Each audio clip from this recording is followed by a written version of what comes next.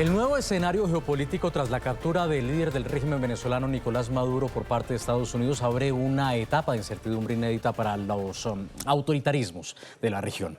En el caso particular de Nicaragua, analistas y opositores prevén que las viejas fórmulas de control, las alianzas y la retórica comienzan a mostrar algunas grietas.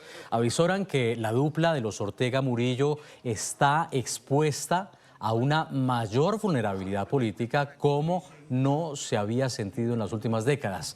Con los recientes movimientos de Donald Trump tras su regreso a la Casa Blanca, la dictadura se ve obligada a recalcular cada movimiento que evite llamar la atención de la administración de Estados Unidos. Hoy analizamos si efectivamente soplan vientos de esperanza para los nicaragüenses y por eso le damos la bienvenida a Arturo McFields, es embajador de Nicaragua ante la Organización de Estados Americanos. Embajador, gracias por haber estado aquí, gracias por haber respondido a este llamado y bienvenido.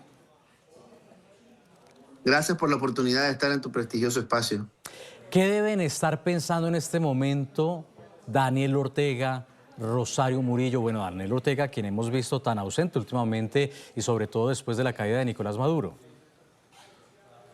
Yo creo que en términos generales hay un gran temor en las dictaduras latinoamericanas y esto abarca a Nicaragua, Cuba, que están viendo de que sus regímenes que pensaban que eran intocables, inamovibles, finalmente hay cambios en América Latina y no son eternas las dictaduras. Hay un estado de alerta en general en la dictadura de Nicaragua, en la dictadura de Cuba, y Latinoamérica está viendo que los regímenes autoritarios no tienen una patente de corso para seguir encarcelando, para seguir reprimiendo, para seguir exiliando personas. ¿Y esa esperanza del nicaragüense hoy por hoy está basada en qué? Es decir, ¿confían ustedes en que quizá Estados Unidos termine interviniendo como pudo haber hecho para sacar a Maduro del poder, haciendo lo mismo esta vez con Daniel Ortega? ¿O la esperanza en qué concretamente estaría radicada? Es que muchas de estas dictaduras son parasitarias, están conectadas entre sí. Si habría que preguntarnos qué dictadura va a caer muy pronto, yo te diría la de Cuba por la dependencia que tenía y la relación parasitaria que mantenía y creo que todavía mantiene con Venezuela. Pero también no, estamos dando cuenta de que Estados Unidos no necesita hacer una invasión tradicional, solo necesita ejercer un poco de presión y basada en las credenciales y en la credibilidad que ahora la gente tiene cuando Estados Unidos dice algo, eso ya te permite tener un apalancamiento y poder generar cambios reales. Y eso es lo que genera temor en la dictadura, pero esperanza en la gente. Es una cosa pocas veces vista, pero la alegría del pueblo venezolano se contagió dentro y fuera de Nicaragua. Esa alegría de que wow, cayó Maduro, pueden caer más dictadores. Y no es solamente una esperanza vana, está basada en hechos reales, concretos. Claro, bueno, y tiene usted razón en decir que las dictaduras aquí han sido parasitarias. De hecho, desde el retorno de Ortega al poder en 2007, durante 10 años consecutivos, Hugo Chávez le proporcionó al menos 7.000 millones de dólares en cooperación petrolera, manejados discrecionalmente por el régimen sandinista que actualmente importa crudo de Estados Unidos y Ecuador, porque hay que decirlo, el comercio con Caracas se redujo desde 2016. Esta caída de Maduro, la reorientación del flujo del petróleo venezolano ahora con Estados Unidos administrando esta nueva etapa, ¿cómo podría terminar impactando al régimen nicaragüense?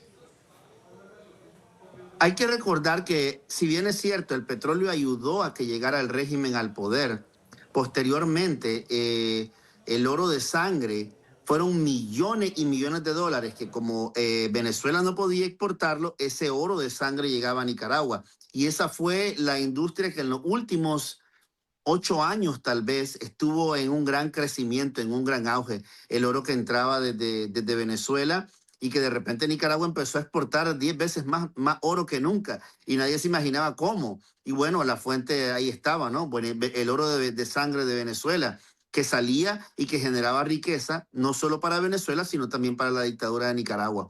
Recordemos que aparte de los negocios formales, estas industrias ilegales generaban grandes dividendos a los regímenes. Pero también está el apoyo político, el apoyo militar, estos intercambios de inteligencia. O sea, no es solamente una cuestión de petróleo, aquí hay un impacto en diferentes niveles. El hecho de que Estados Unidos esté implementando un nuevo modelo en el que no votan al tirano, sino que lo que hacen es administrar las tiranías. Eso es algo que nunca antes habíamos visto y que está en desarrollo y está dejando grandes lecciones de que existen más de 1000 formas de golpear o de transformar una tiranía. Y eso es lo que estamos viendo, ¿no? Un nuevo modelo de Estados Unidos de golpear a una dictadura sin derribarla por completo, pero generar un proceso de cambio paulatino.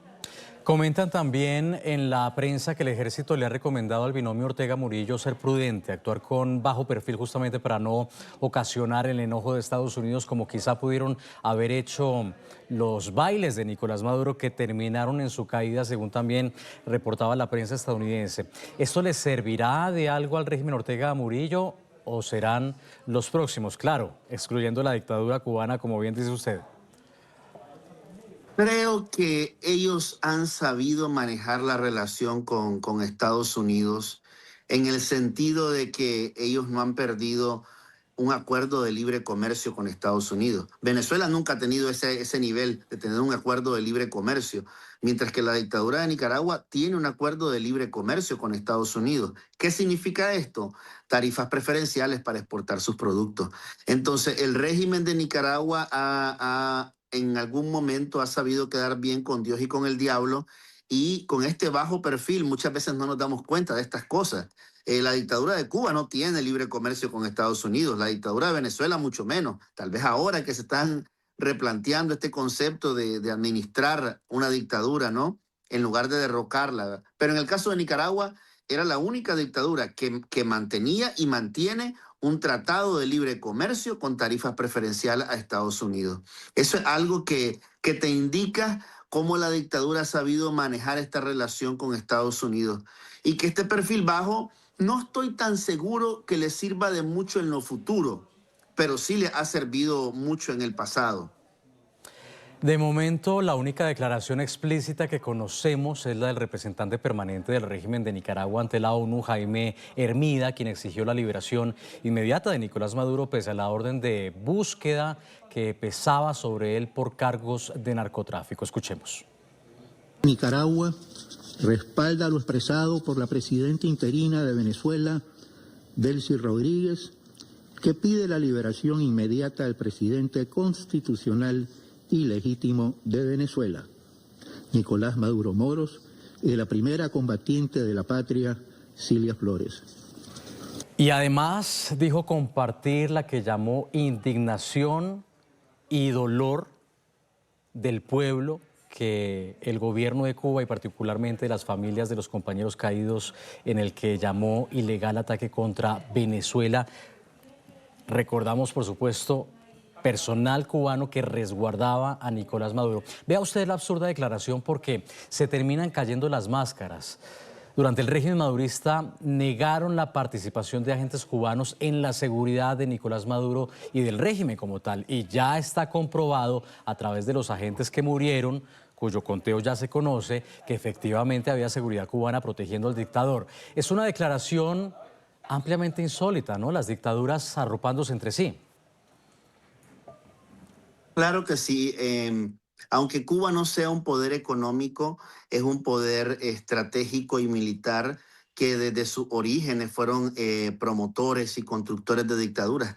Recordemos que desde 1959, podría decirse en el mes de abril de 1959, cuando la Revolución Cubana tenía apenas 4 meses de estar en el poder, hicieron un ejercicio de invasión a Panamá para tratar de meter ruido a la relación de Panamá, el canal de Panamá y Estados Unidos. Fracasaron, hicieron un intento, luego hicieron otro intento en octubre de ese mismo año para tratar de debilitar a la dictadura de Somoza. No lo lograron, pero algo interesante, aunque no lo lograron, años más tarde, a los 2 años, surgió el Frente Sandinista, entonces lograron crear una organización. En el caso de Colombia, Cuba nuevamente estuvo infiltrada en la creación de la FARC, el ELN, y posteriormente en el año 74 estuvieron en la creación del M-19, del cual surgió Gustavo Petro años más tarde, ¿no?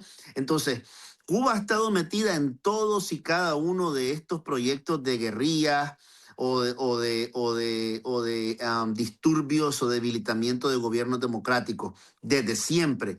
Entonces, lo único que hizo esta fulminación de 32 agentes es evidenciar una vez más lo que ya todos sabíamos. Y si no, preguntémosle a todos los soldados que han muerto en Ucrania, los mercenarios cubanos. Entonces, tenemos en Ucrania mercenarios cubanos y luego los descubrimos mercenarios cubanos en Venezuela. Esa es una manera en que la dictadura de Cuba se mantiene de pie, porque no exportan petróleo, no exportan oro, pero exportan mercenarios disfrazados de médicos algunas veces.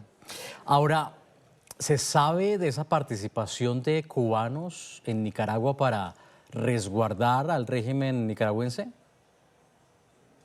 Recordemos algo, desde los orígenes del Frente Sandinista, el entrenamiento que recibió la guerrilla sandinista se originó en la isla de Cuba. Y una vez que se entrenaban, regresaban a Nicaragua a sumarse a la guerrilla. Entonces, Cuba ha sido promotor de movimientos guerrilleros y luego del mantenimiento de gobiernos autoritarios en toda América Latina. Ese ha sido su principal producto de exportación. Como te decía, lo vimos en Colombia, con la FARC, con el ELN, luego con el M-19, lo vimos en Nicaragua, lo vimos en El Salvador también, en los viejos tiempos del movimiento de Farabundo Martí para la Liberación Nacional en El Salvador, ¿no? Y en cada movimiento guerrillero, lo vimos en Bolivia, cuando el Che Guevara quiso intentar promover la revolución cubana en Bolivia. Al final ya sabemos cómo acabó eso. Pero ellos siempre han trabajado en esa línea de preparación de agentes o de cuadros, como ellos les llaman, para generar estas revoluciones, que es lo que ellos exportan, que al final se convierten en dictaduras o modelos autoritarios, ¿no? Y ahí está su germen, ahí está el trabajo del régimen cubano, muy grande en ese sentido y muy nefasto. Bueno, pues ahí lo tienen, era el embajador de Nicaragua, ex embajador ya ante la Organización de Estados Americanos, Arturo McPhills. Gracias por haber estado aquí, embajador. Gracias por tu tiempo.